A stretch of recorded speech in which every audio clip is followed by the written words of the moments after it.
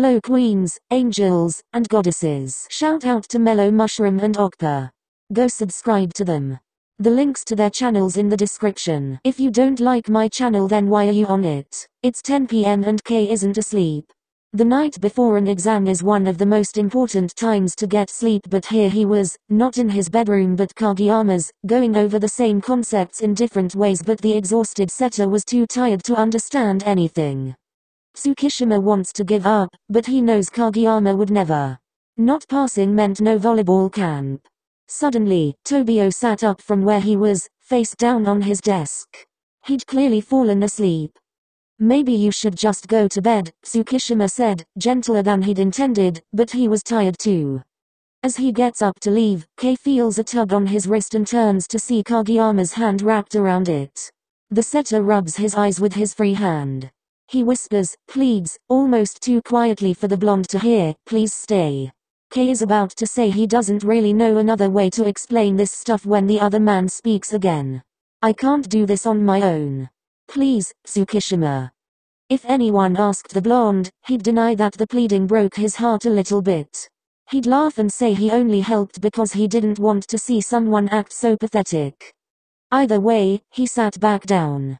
Kageyama let go of him and they kept reviewing into the morning. Around 3 am, Tobio falls asleep at the table again, but this time he's relaxed. They both are. The blue-eyed man had started to get it around 1 in the morning and Tsukishima was 90% certain he'd pass. At this point the biggest risk to either of their exam scores was falling asleep during it. Kei debates whether it would be better to let Kageyama sleep or if he should try to get him to his bed. He'd be lying if he said the thought of an annoyed, sleepy Kageyama didn't entertain him, but the idea of Kageyama failing his exam because he fell asleep outweighed it. The last thing he wanted was for that idiot to complain to him. It wasn't because he cared about the setter. He didn't care at all. So why was he carrying Kageyama to bed? Why was he taking so much care not to wake him up? He couldn't answer that. It didn't matter anyways because Tobio woke up when Kei put the blanket over him. Tsukishima has deja vu when he feels another tug at his wrist. This one was aggressive enough to pull him onto the bed. He's about to protest when he feels Kageyama turn him so they're facing each other. What are you? He yells, cut off by an arm slung over him, trapping him there. Tobio tucks himself neatly into the blonde's chest, his head ducked down so Tsukishima can feel the setter's breath against his collarbone. Any questions Kei had were wiped away by the lavender scent of what he assumes is Kageyama's shampoo. Warm, Kageyama murmurs, falling asleep as Kei gets comfortable. The blonde acts resigned but he hopes his heart isn't pounding loudly enough for the blue-eyed man to hear. It's definitely beating too fast for him to fall asleep anytime soon. The test papers are handed out and Tsukishima can't help himself. He practically turns all the way around to look at Kageyama, who is sitting in the back, almost directly behind Kei. He feels a smile spread across his face as he sees Kageyama calmly answering questions. He flinches at the voice of his teacher. Eyes on your own papers. At that, Tsukishima turns to his own paper, willing the images of a sleepy Kageyama out of his head so he can actually focus. They get their tests back at the end of the week and Kageyama refuses to tell Tsukishima his score. The blonde would be an idiot not to notice how happy he was though. At least he passed, Kei thought to himself. Practice goes by quickly and before he knows it, the third years are the only ones left in the gym, left to clean up. Yamaguchi and Hinata are waiting for Kageyama and Tsukishima, but before Tsukishima can get to his friend, Kageyama stops him. Kageyama waves at the other two, indicating that they should leave on their own. Tsukishima expects Yamaguchi to ask why, but to his surprise, the brunette practically drags Hinata out of the gym with him. Hinata protests until Yamaguchi offers to buy him a meat bun. Weird, Kei thinks, but he shrugs it off. By the time he turns back to Kageyama, the setter is grinning with a paper in his hand. I passed. The red 90 on the paper seems larger than life, maybe because Tobio practically shoved it in Tsukishima's face to show him. He pushes the paper away gently, but Tsukishima is smiling as he says congrats, King. That used to get under Kageyama's skin, but there was no venom in Kei's voice. He wonders to himself when King had gone from a jeer to an affectionate nickname. Kageyama shakes his head no. You're the king today, Tsukishima. I wouldn't have even passed without you. Lucky for Kei, Tobio is struggling to get the paper into his bag. With his attention on the backpack, Kageyama doesn't see how flustered Tsukishima is at his words. The setter doesn't even look at the middle bloke's face as he grabs his wrist and pulls him out of the gym. What are you doing? I owe you for all the study sessions, so I'm getting you a surprise, king for the day. Now shut up and close your eyes. Tsukishima wishes he could react sarcastically, but he's curious about this surprise, and he can't exactly think clearly once he feels Kageyama's hand slide from his wrist. Their fingers interlock and Kei thinks he might melt right there. He closes his eyes, only because Kageyama said so, not to savor the feeling of holding Kageyama's hand, not at all. They walk in silence for a while before Tsukishima loses his patience. Wherever they're going is clearly pretty far away, so he sees no harm in opening his eyes. Kageyama doesn't notice Tsukishima's open eyes, and the blue-eyed man still has a small smile on his face. This is a much better smile than the one you have on the court, Kei thinks to himself. That menacing grin terrified their opponents, but Kei never thought it suited the other man's face. I didn't know I thought this deeply about him smiling, the blonde thought. At this moment, something in the middle blocker snapped and he was hit full force with his feelings for the setter. Shit. He closed his eyes and went back to Kageyama guiding him. He lightly squeezed Kageyama's hand and felt relieved when he felt a soft squeeze back. A few more minutes pass before they finally stop. Tobio puts a hand on Tsukishima's shoulder to keep them from crashing into each other, untangles their interlocked hands and says, "Don't open your eyes. I'll be right back." Curiosity piqued, Tsukishima kept his eyes closed so he wouldn't ruin the surprise for himself. Despite this, he hears a bell chime and smells pastries. How would he even know what I like? Tsukishima blushes as he notices how empty his hand feels as he waits. The bell rings again and a hand slides into his. "Miss me?" Tsukishima scoffs, face still slightly pink. "You wish." Surprisingly, Tobio just laughs and pulls Tsukishima along in a new direction. If they're where the blonde thinks they are, they're not heading towards either of their houses now, but he's decided not to question this. He starts to hear laughing kids and feels the sidewalk under his feet turn into dirt. Kageyama lets go of his hand again and says, "You only have to keep your eyes closed for another minute," so he does. Tsukishima hears some packaging unwrap and something gets set down.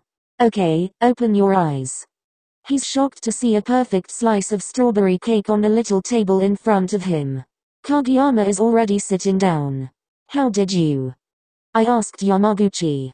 Tsukishima should have known. He sits opposite Kageyama, but before he can grab the single fork, Kageyama snatches it.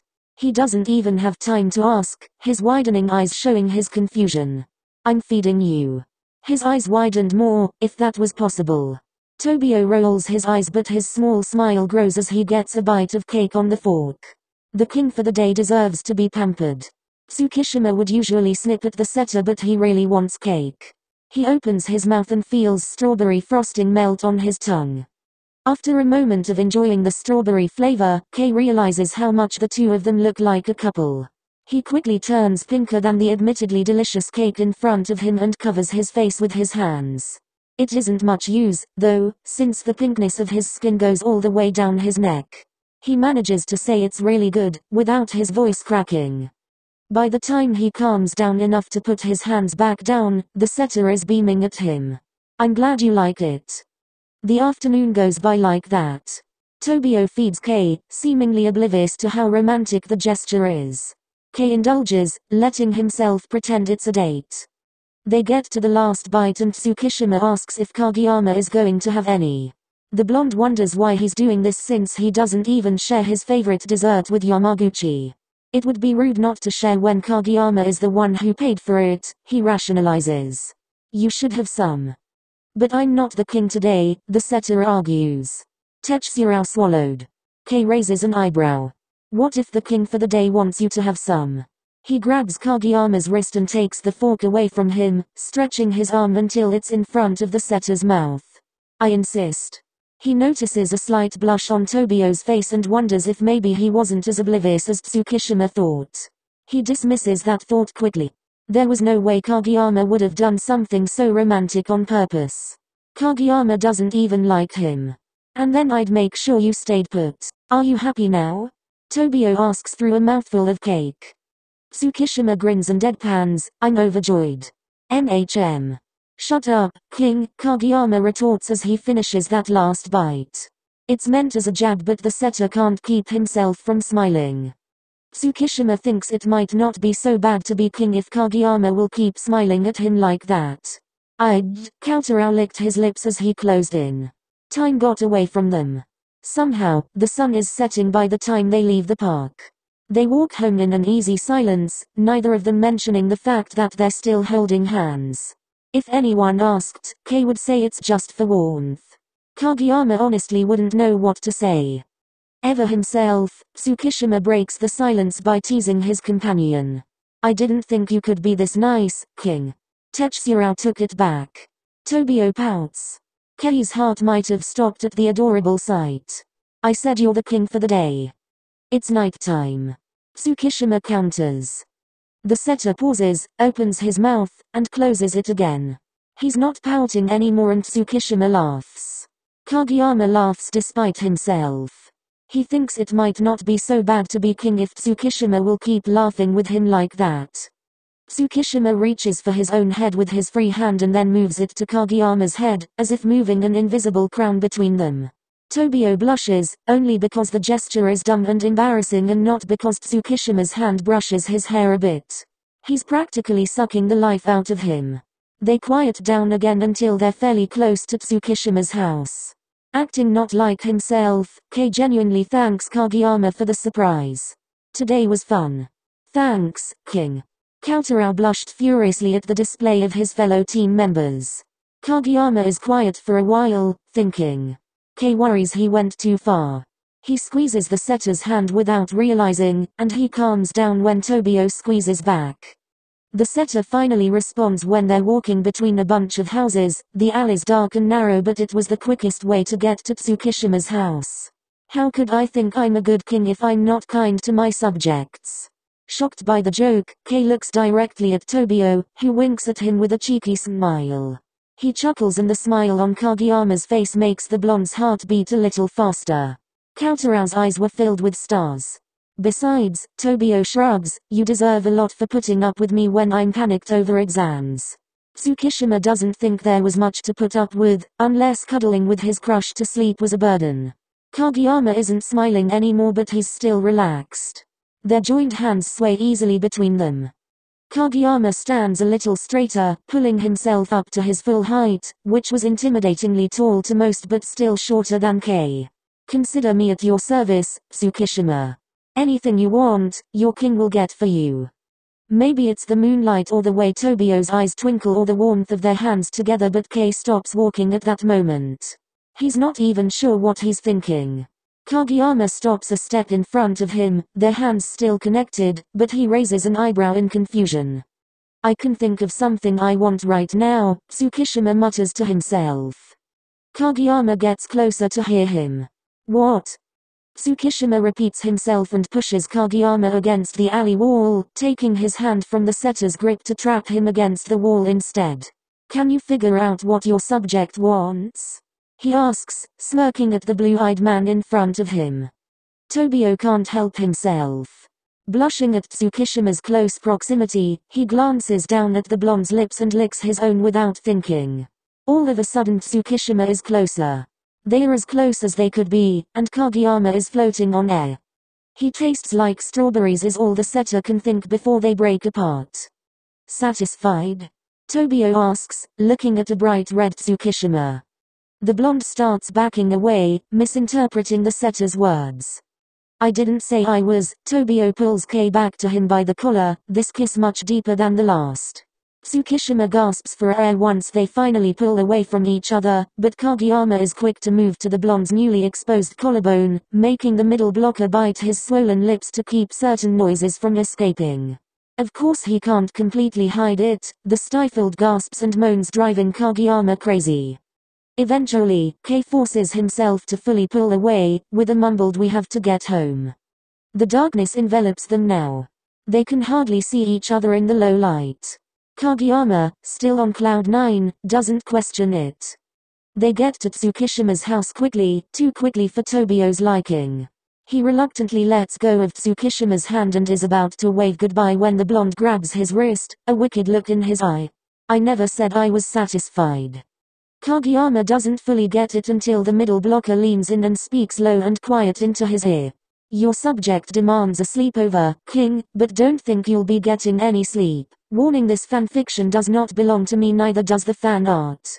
Credits to the original artist and author to the fan art and the fanfiction.